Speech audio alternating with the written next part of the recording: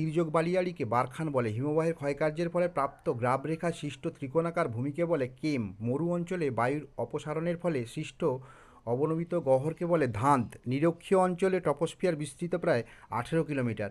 মেরু বৃত্তপ্রদেশে বায়ুর কোন অবস্থা বিরাজ করে? নিম্নচাপ বিরাজ করে। পশ্চিমা বায়ু হলো একটি নিয়ত বায়ু। আর পরিপৃক্ত বায়ুর উষ্ণতা শিশিরাঙ্কের নিচে নেমে গেলে কি শুরু হয়? ঘনীভবন।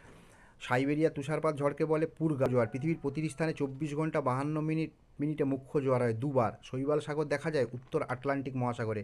পূর্ব হিমালয়ের একটি গিরিপথ নাথুলা। প্রাচ্যের নন্দনকানন কাশ্মীর বিশ্ব শিক্ষক দিবস 5ই অক্টোবর। কোন বছর থেকে অস্কার দেওয়া হয়? 1929। ইন্ডিয়ান মিরর পত্রিকার সম্পাদক কেশবচন্দ্র সেন। কোন উদ্ভিদে হস্টরিয়া দেখা যায়? স্বর্ণলতা। কলকাতা বিশ্ববিদ্যালয়ের প্রথম ভারতীয় উপাচার্য গুরুদাস বন্দ্যোপাধ্যায়। ভাষার ভিত্তিতে ভারতের কোন রাজ্য প্রথম গঠিত হয়? অন্ধ্রপ্রদেশ 1953 সালে। সতীদাহ প্রথা নিষিদ্ধ হয় 1829 সাল। রাকেশ শর্মা মহাকাশে কত সালে যান? 1984 সালে 3রা এপ্রিল। কোন মহাকাশযানে যান সুয়েজ T11?